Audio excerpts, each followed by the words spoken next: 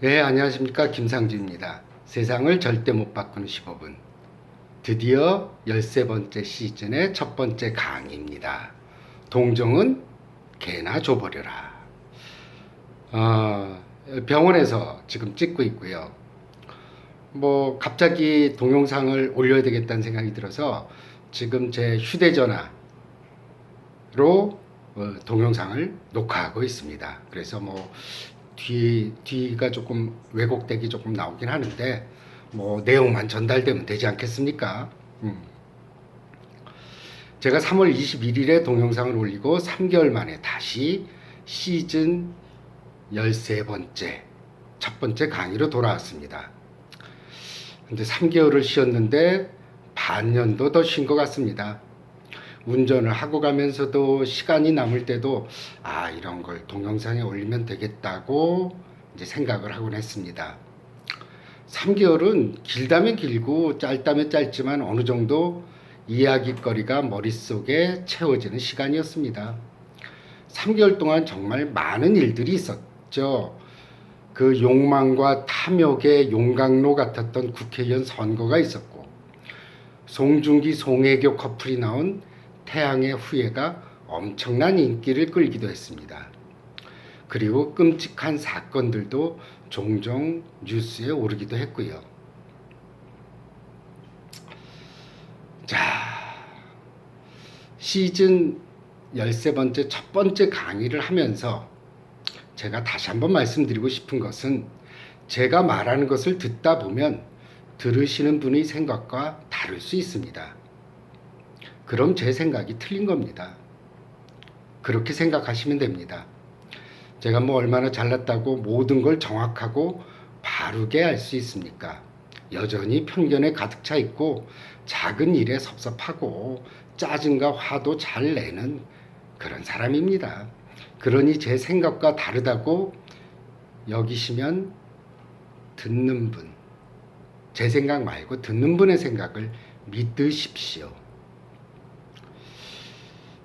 그래도 오랜만에 강의인데 제 장기 하나를 또 보여드리고 시작해야 되지 않겠습니까? 제 장기 중에 하나가 제 잘난 체 아닙니까? 이 잘난 체 하고 싶어서 이렇게 동영상도 계속 거의 4년째 올리고 있지 않습니까? 내원하시는 분 중에 어떤 분이 그런 말씀 하시더라고요. 3월 달에 아버님이 돌아가셨는데, 제가 그 1월에 이제 모친이 별세하고 나서 동영상을 좀 올렸죠. 그때 그 강의를 들으면서 그 아버님이 돌아가시는 그런 힘든 순간을 잘 넘길 수 있었다고 굉장히 고맙다는 말씀을 하셨습니다. 그리고 지금 제가 커닝 페이퍼 대신 노트북 모니터를 보면서 지금 하고 있습니다. 이것도 괜찮네요. 그리고 얼마 전에는 어떤 남자분이 오셔서 자신의 아들이 미국의 명문 사립대학을 이번에 졸업하는데 갑작스럽게 자신이 트랜스젠더라고 밝혔다는 겁니다. 그래서 너무 화가 나서 졸업식도 가지도 않고 어머니는 식음을 전폐하고 알아누웠다고 합니다. 그러다가 제가 올린 동영상 트랜스젠더 잔혹사를 보고는 아들을 이해할 수 있게 되었다고 말씀을 하셨습니다. 그래서 일부러 찾아와서 아들을 위해서 뭘 도와줄 수 있겠냐고 얘기를 하고 가셨습니다. 또한 그분이 휴대전화에 있는 아들 사진을 저한테 보여주면서 그 사진을 보니까 여장을 하고 화장을 한 모습이더라고요. 너무 이쁘지 않냐고 이렇게 자랑도 하고 가셨습니다. 그래서 제가 태어나서 내가 정말 제일 잘한 일은 이 동영상을 올린 거구나, 이런 생각이 들었습니다. 그래서 이렇게 뿌듯하다는 생각이 들었고, 그래서 말이에요, 이렇게 참 이번 생에 좋은 일을 이렇게 했으니까 다음 생에는 지금 한참 뜨고 있는 다음 생은 송중기로 태어나서 제가 태양의 후예가 아니라 태양의 후회 또는 태양의 후배라도 찍을 수 있지 않을까 하는 기대를 합니다. 제가 아직도 이게 어린애 같은 마음이 들어서 잘 나가는 연예인들을 보면은 가수도 하고 싶고 탤런트도 하고 싶고 뭐 이런 생각이 들기도 합니다.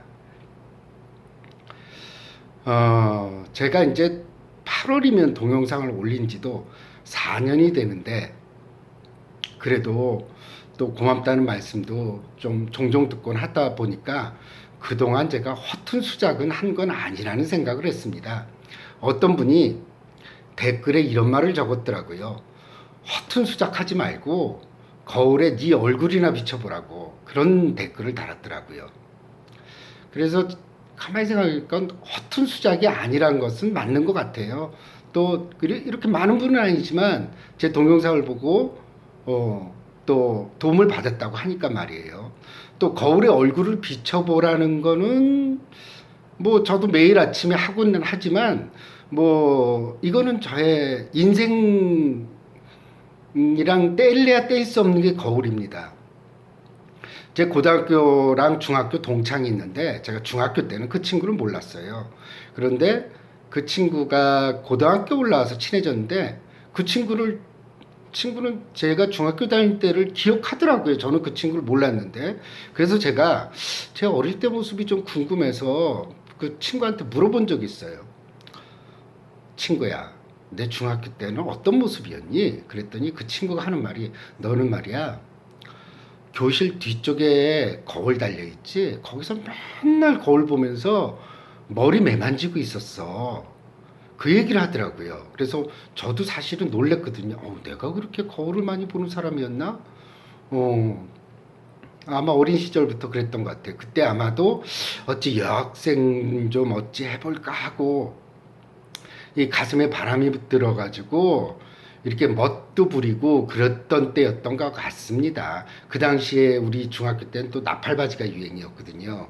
그래서 그걸 또 세탁소에 가져가서 통을 정말 크게 늘려서 입고 다니던 기억이 납니다. 그래서 졸업사진 보면 그냥 바지통이 엄청나게 큽니다. 물론 그것은 교칙에 위배되는 일이었죠. 근데 제가 정말 뒤끝이 정말 장렬하지 않습니까? 강의 중에 슬쩍 이 마음에 안 드는 댓글을 언급하면서 이렇게 공격하고 있으니 말입니다.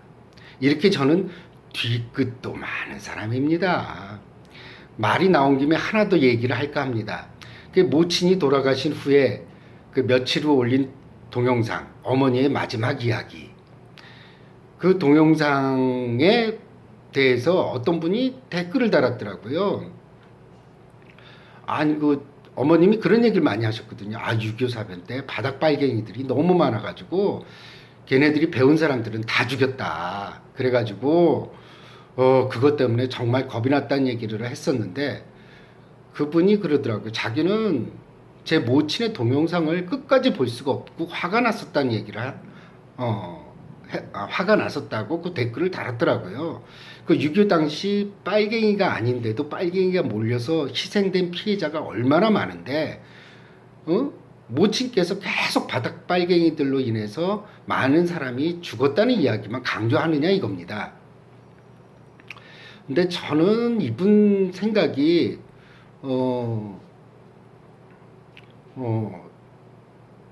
객관적이지 않다고 생각돼요. 아니 우리 어머님이 무슨 사학자도 아니고 사학자라면은 객관적인 시각으로 양쪽의 피해자들에 대해서 얘기를 하겠지만 우리 어머님은 사학자가 아닙니다.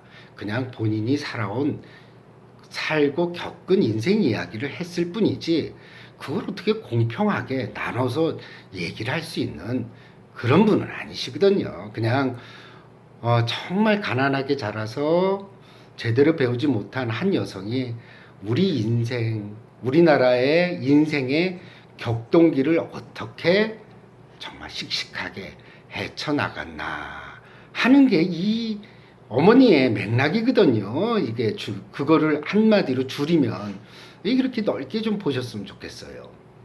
자, 오늘의 주제로 돌아가겠습니다. 자, 잠깐 오래간만에 강의하니까 목이 조금 그러네요. 자, 큰 컵 보이시죠?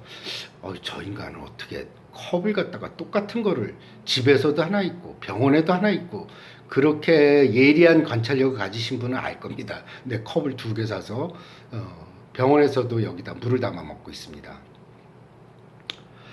자, 오늘의 주제, 동정은 개나 줘버려라. 아주 예전에 어떤 젊은 여성분이 상담 끝에 이런 이야기를 털어놓았습니다. 자신의 남자친구가 불치병을 앓고 있는데 이게 생활에 지장을 어느 정도 주는 질병이라는 겁니다. 물론 이 병은 생명과 지장은 없죠. 그런데 그 사람과 결혼을 해야 할지 말아야 할지 고민이 된다는 겁니다. 그래서 어찌됐든 그 병에 대해서는 알아야 되기 때문에 그 남자친구한테 그런 병원에 같이 가서 당신 주치의한테 내가 물어볼 게 많다. 그래서 같이 가자. 이렇게 얘기를 했더니 그 남자친구가 자꾸 차일피일 미룬다는 겁니다. 그래서 이제 조금 신뢰도 좀 떨어지고 그래서 제가 그 여자분에게 물어봤습니다. 그 남자를 사랑합니까? 이렇게 물어봤더니 사랑보다는 동정이 더 많다는 생각이 든다고 했습니다. 불쌍한 생각이 들고 그래서 자신이 돌봐줘야 할 것 같다는 말도 했고요. 그러면 이 여자분은 어떻게 해야 될까요? 저는 대놓고 동정은 개나 줘버리세요 라고 말을 했습니다. 이건 막 나가는 상담이라고 할 수 있겠죠? 그런데 요즘은 상담하면서 이렇게 막 나가곤 합니다. 젊은 여성의 덕목 중 가장 중요한 건 뭘까요? 사랑스러움, 부드러운 감성, 타인에 대한 이해, 이런 멋진 것들이 아니고 바로 냉정함입니다. 젊은 여성들은 거절을 하지 못해서, 노라는 말을 하지 못해서, 또 내가 어떤 사람을 돌봐줘야 할 것 같아서 잘못된 선택을 하는 경우가 많습니다. 그래서 이제 제가 쓴 심리학으로 읽는 그리스 신화에서도 제가 그 예를 들었고 전에도 그런 예를 들었을 거예요. 그 푸시케 신화를 제가 그 책에다 썼는데 푸시케가 저승으로 이제 내려가게 되죠. 그 임무가 있어요.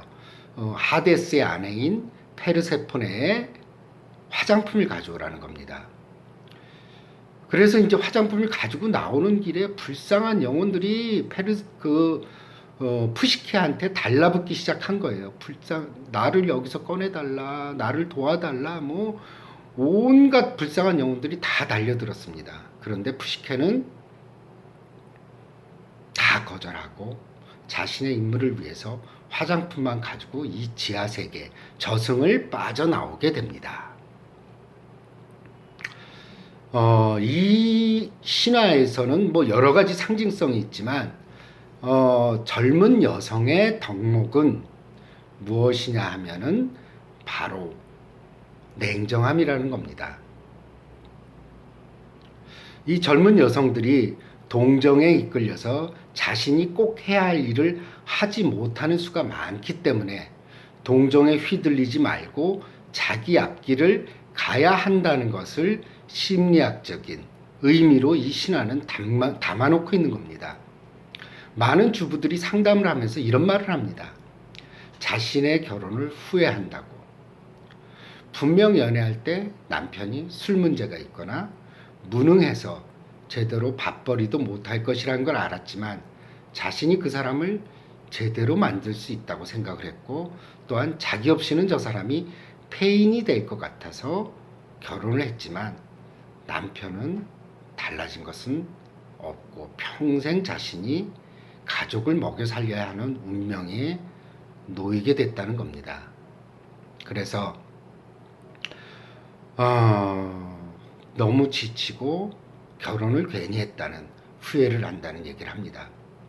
인간이 어느 다른 인간을 구원하고 고칠 수 있다는 생각은 착각 중에서도 정말 엄청난 착각이죠. 우리가 내 마음 하나 다스리는 것도 힘든데 어찌 남을 책임지고 그 사람을 바꿀 수 있을까요? 그건 말도 안 되는 과대망상입니다. 우리는 그 동정으로 시작된 선의가 결국은 불행으로 끝나는 경우를 많이 봅니다. 나 아니면 그 사람이 안 된다는 생각, 내가 그 사람을 구원해 주겠다는 착각이 결국 둘의 인생을 망쳐놓는 경우가 허다하죠.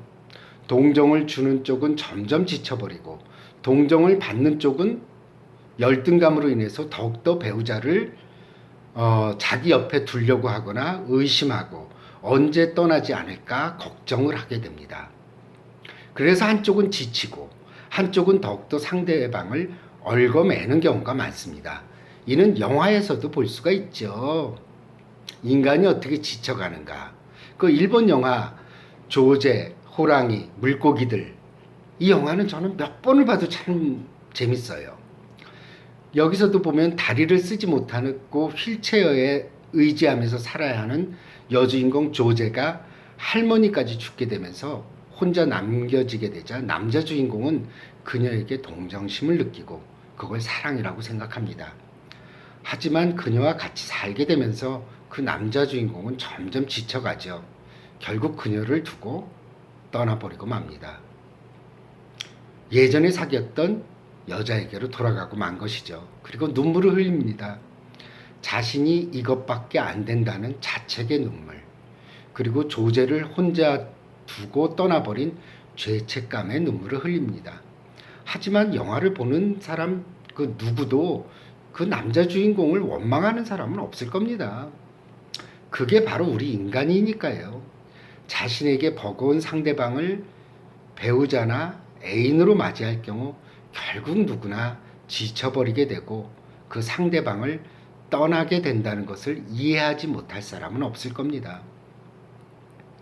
그래서 남자친구를 떠나보내고 덤덤하게 조제가 혼자서 밥을 지어서 혼자 먹는 장면이 영화의 마지막에 흐르게 됩니다. 그 모습에서 남자친구를 떠나보낸 걸 그대로 받아들이는 조제의 모습이 더 슬프고 애잔하다는 생각을 가지게 됐습니다. 조제는 도리어 자신을 위해 희생했던 남자친구가 옆에 있어 좋기는 하지만 그 남자의 장래를 방해한 것이 아닌가 미안했던 겁니다. 그래서 어쩌면 남자친구가 떠나고 홀가분해졌는지도 모릅니다. 그리고 얼마 전 그 교육방송의 다큐멘터리를 제가 보게 된 적이 있어요. 아무 문제 없이 잘 지냈던 한 가장이 운동신경원 질환, 즉 우리가 흔히 말하는 루게릭병에 걸리게 된 겁니다.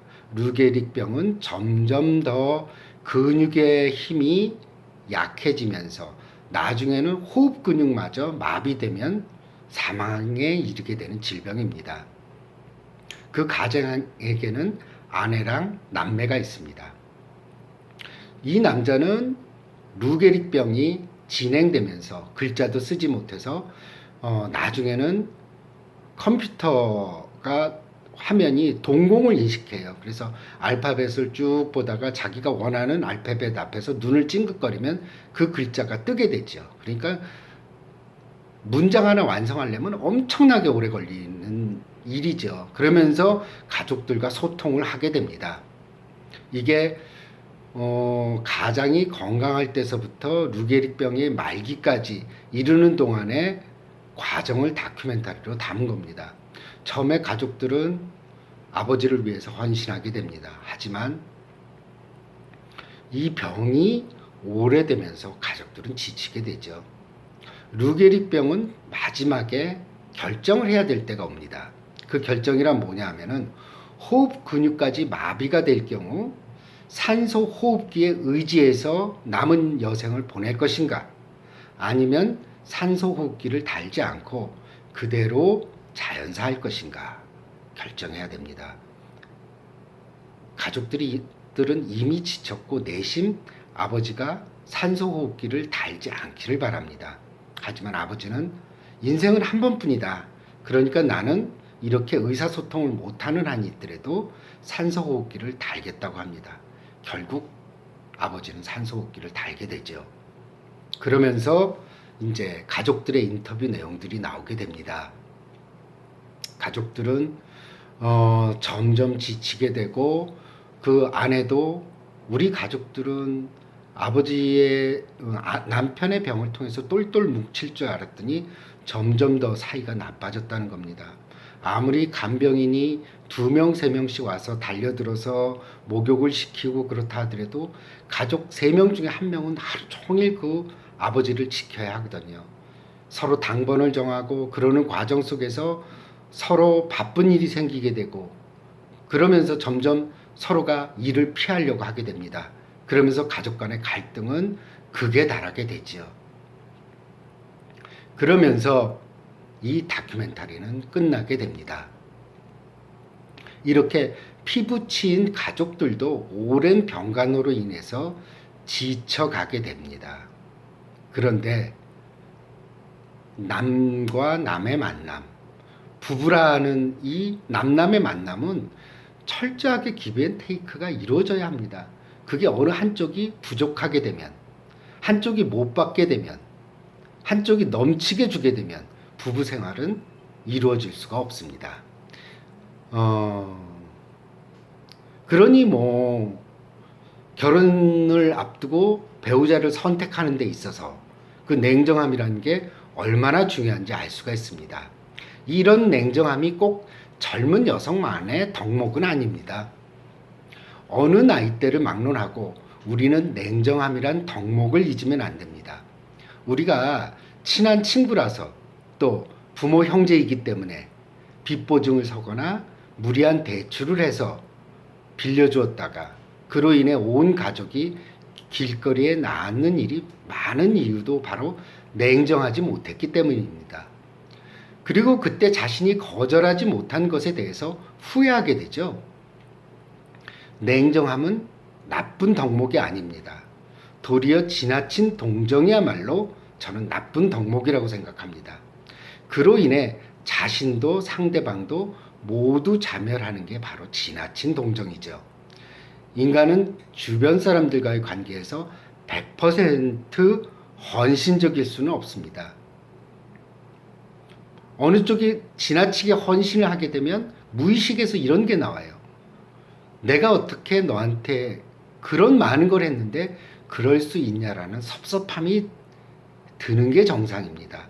그래서 소녀 가장들이 나이가 들잖아요. 결혼도 못하고 40, 50대 되게 되면은 자기가 돈을 벌어서 키운 동생들에 대해서 다 섭섭함을 토로합니다.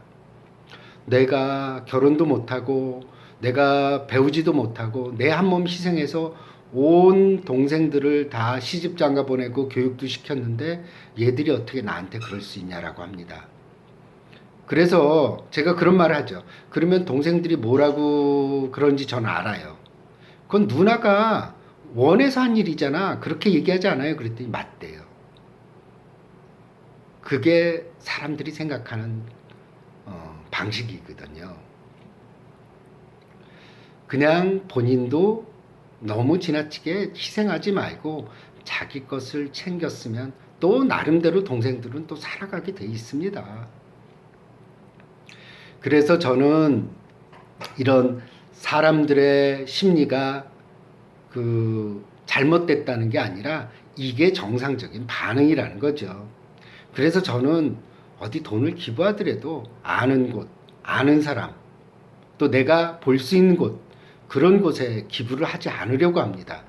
그렇게 되면 제가 나도 모르게 바라게 될 수도 있고 뭔가 내가 이걸 했으니까 그쪽에서 고마움을 느끼게 된다고 여길 수도 있기 때문입니다.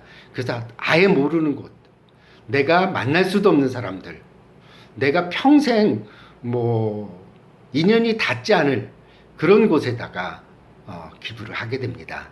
그럼 마음 편하더라고요. 바랄 것도 없고.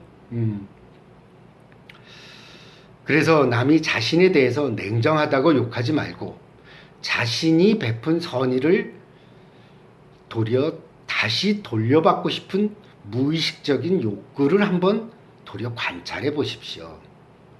그냥 내가 좋아서 한 일이라고 생각하세요. 그런 섭섭함이 들 때 말입니다. 분명히 내가 좋아서 한 일이거든요. 하지만 무의식은 그걸 보상을 받기를 항상 우리에게 요구하고 있다는 것을 잊지 마시기 바랍니다. 그런 섭섭함이 들 때면 그래 그때 내가 좋아서 한 일이지 그렇게 여긴다면 마음이 좀 편안해지실 겁니다. 냉정함은 정말 좋은 덕목입니다. 감사합니다.